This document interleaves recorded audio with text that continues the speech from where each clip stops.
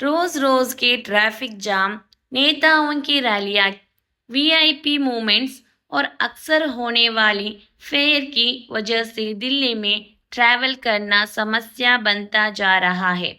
अब अगर आप किसी बड़ी पोस्ट पर है तो कार से ट्रैवल करना आपकी अनिवार्यता बन जाता है। बड़े शहरों में प्रेस्टीज इश्यू भी किसी समस्या से कम नहीं है। ड्राइवर रखने का मतलब है एक मोटा खर्चा और फिर उसके नखरे। भीड़ भरी सड़कों पर जहां आधे से ज्यादा लोगों में गाड़ी चलाने की तमीज ना हो। गाड़ी चलाना किसी चुनौती से कम नहीं है और ऐसी सूरत में ड्राइविंग को एंजॉय कर पाना तो बिल्कुल ही संभव नहीं है। समर को ड्राइविंग करना बेहद पसंद है, पर रोज रोज की परेशानी से बचने के लिए उसने सोचा कि अब अपने ओहदे को भूल उसे मेट्रो की शरण ले लेनी चाहिए। कहने दो लोग या उसके जूनियर जो कहे। पेट्रोल का खर्चा जो कंपनी देती है उसे बचाने के चक्कर में बेस मेट्रो से आने जाने लगे हैं।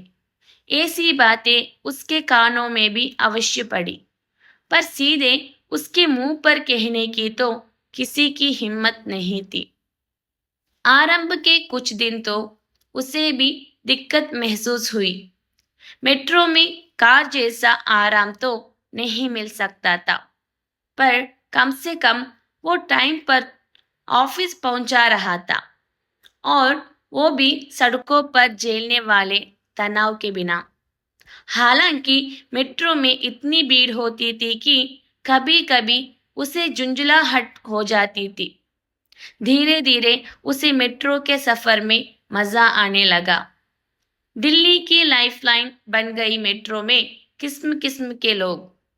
लेडीज का अलग डब्बा होने के बावजूद उनका कब्जा तो हर डब्बे में होना और पुरुषों का इस बात को लेकर खींचता रहना, देखना और उनकी बातों का आनंद लेना भी मानो उसका रूटीन बन गया। पुरुषों के डब्बे में भी महिलाओं के लिए आरक्षित सीटें होती थी, लेकिन वो उन पर कम ही बैठता था। उस दिन मेट्रो अपेक्षाकृत खाली थी। सरकारी छुट्टी थी। वो कोने की सीट पर बैठ गया था। वो अखबार पढ़ने में तल्लीन था कि तभी एक मधुर स्वर उसके कानों में पड़ी। Excuse me. उसने नजरें उठाई। लगभग 30 या 32 साल की कमनीय काया वाली एक महिला उसके सामने खड़ी थी। एकदम परफेक्ट फिगर, मांस ना कहीं कम और ना कहीं ज्यादा। उसने पर्पल कलर की शिफॉन की प्रिंटेड साड़ी और स्लीवलेस ब्लाउज पहना था। गले में मोतियों की माला थी और कंधे पर डिजाइनर बैग झूल रहा था। होठों पर लगी हल्की पर्पल लिपस्टिक एक अलग ही लुक दे रही थी।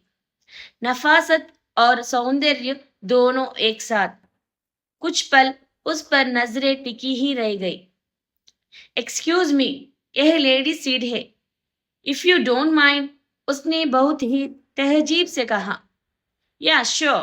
समर एक झटके से उठ गया। अगले स्टेशन के आने की घोषणा हो रही थी, यानी वो खान मार्केट से चढ़ी थी। समर की नजरें उसके बाद उससे हटी ही नहीं। बार बार उसका ध्यान उस पर चला जाता था।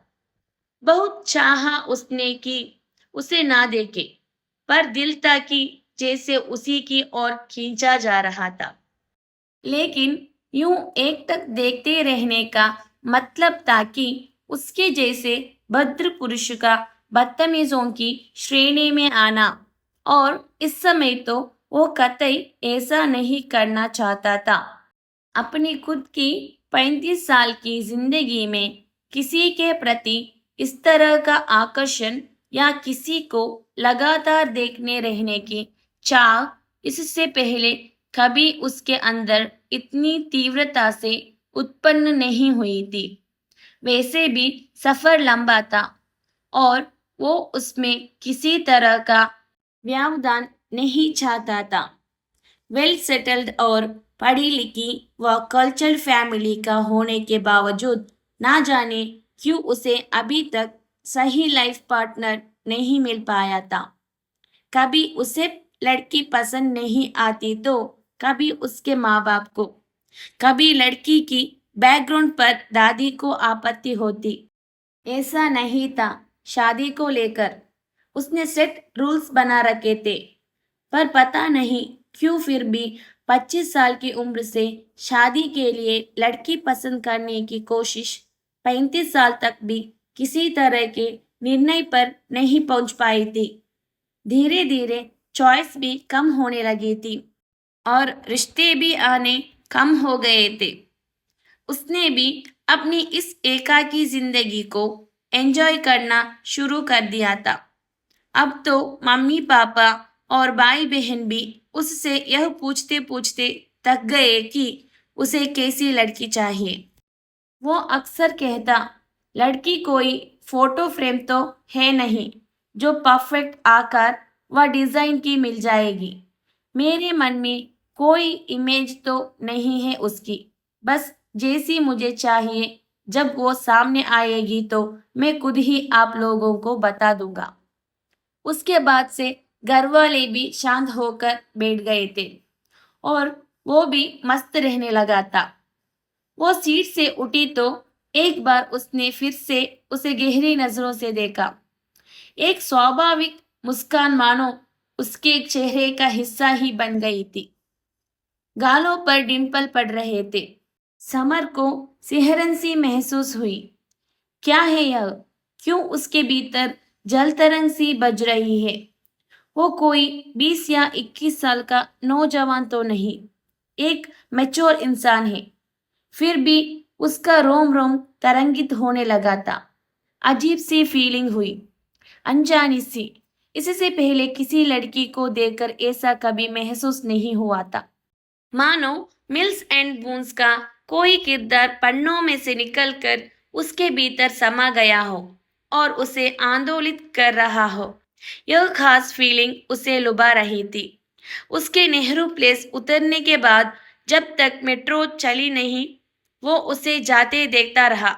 मन तो कर रहा था कि कहीं उतर जाए और पता करे कि वो कहाँ काम करती है, पर यह उसे शिष्ट आचरण नहीं लगा। उसे आगे कोकला जाना था। लेकिन मेट्रो से उतरने के बाद भी उसे लगा कि जैसे उसका मन तो उस कोने वाली सीट पर ही जाकर अटक गया है। ऑफिस में भी वो बेचैन ही रहा। काम कर रहा था पर कंसंट्रेशन जैसे गायब हो चुका था। वो बार बार खुद से यही सवाल कर रहा था कि आखिर उस महिला के बारे में वो इतना क्यों सोच रहा है? क्यों उसके अंदर एक समुद्र उफान ले रहा है? क्यों वो चाहता है कि उससे दोबारा मुलाकात हो? बहुत बार उसने अपने ख्यालों पर फाइलों के बोझ को डालना चाहा। बहुत बार कंप्यूटर स्क्रीन पर आंखें गड़ाने की कोशिश की, पर नाकामयाब रहा। खुद को धिक्कारा भी कि किसी के बारे में यूं मन में ख्याल लाना अच्छी बात नहीं है। फिर भी घर लौटने के बाद और रात भर वो अपने अंदर बाहर फैली सिहरन को महसूस करता रहा। सुबह बार बार यह सोच रहा था कि आज भी मेट्रो में उससे मुलाकात हो जाए। फिर खुद पर ही उसे हंसी आ गई। मान लो उसने वही मेट्रो पकड़ी, तब भी क्या गारंटी है कि वो आज भी उसी डब्बे में चढ़ेगी जिसमें वो हो। उसे लग रहा था कि अगर उसका यही हाल रहा तो कहीं वो स्टॉकर ना बन जाए। समर खुद को संभाला। उसने अपने को हिदायत दी, मैच्योर इंसान इस तरह की हरकतें करते अच्छे नहीं लगती। सही है, पर खान मार्केट आते ही नजरें उसे ढूंढने लगी, पर नहीं दिखी वो। अब तो जैसे सुबह शाम उसे तलाशना ही उसका रूटीन बन गया था। उसे लगा कि हो सकता है वो रोज ट्रैवल ना करती हो। मायूस रहने लगा था समर। कोई इस तरह दिमाग पर हावी रहने लग सकता है, उसने कभी सोचा नहीं था। क्या इसे ही लव एट फर्स्ट साइट कहते हैं? किताबी और फिल्मी बातें जिनका कभी वो मजाक उड़ाया करता था, आज उसे सच लग रही थी। काश एक बार तो वो कहीं दिख जाए। कान मार्केट से समर को कुछ शॉपिंग करनी थी। वैलेंटाइन डे की वजह से खूब चहल पहल थी। बाजार रोशनी से जगमगा रहे थे। खरीदारी करने के बाद वो कॉफी कैफेडे में चला गया। कॉफी पीकर सारी थकान उतर जाती है उसकी। एक सिप लिया ही ताकि सामने से वो अंदर आती दिखी। हाथों में बहुत सारे पैकेट थे। आज मैरून कलर का कुर्ता और क्रीम कलर की लहंगा पहन रखी थी उसने। कानों में डैंगलर्स लटक रहे थे जो बीच बीच में उसकी लटों को चूम लेते थे। चांस की बात है कि सारी टेबलें भरी हुई थी। वो बिना झिझक उसके सामने वाली कुर्सी पर आकर बैठ गई। समर को लगा जैसे उसकी मनचाही मुराद पूरी हो गई। कॉफी का ऑर्डर देने के बाद वो अपने मोबाइल पर उंगली घुमाने लगी। फिर अचानक बोली, आई होप मेरे यहाँ बैठने से आपको कोई प्रॉब्लम नहीं होगी और कोई टेबल खाली नहीं है। उसकी बात पूरी होने से पहले ही तुरंत समर बोला, it's my pleasure. Oh really? उसने कुछ इस अंदाज में कहा कि समर को लगा जैसे उसने व्यंग्य सा कसा हो। कहीं उसके चेहरे पर आए भावों का वो कोई गलत मतलब तो नहीं निकाल रही। कहीं यह सोचे कि वो उस पर लाइन मारने की कोशिश कर रहा है। वैसे आपको कोने वाली सीट ही पसंद है। डिस्टरबेंस कम होती है और आपको वैसे भी पसंद नहीं कि कोई आपकी लाइफ में आपको डिस्टर्ब करे। अपने हिसाब से फैसले लेने पसंद करते हैं आप। हैरानी, असमंजस, ना जाने कैसे कैसे भाव उसके चेहरे पर उतर आए। आप परेशान ना हो समर, मैंने उस दिन मेट्रो में ही आपको पहचान लिया था। संयोग देखिए फिर आपसे मुलाकात हो गई तो सोच रही हूँ आज बरसों से दबा गुबार निकाल ही लूँ। आपकी हैरानी जायज़ है।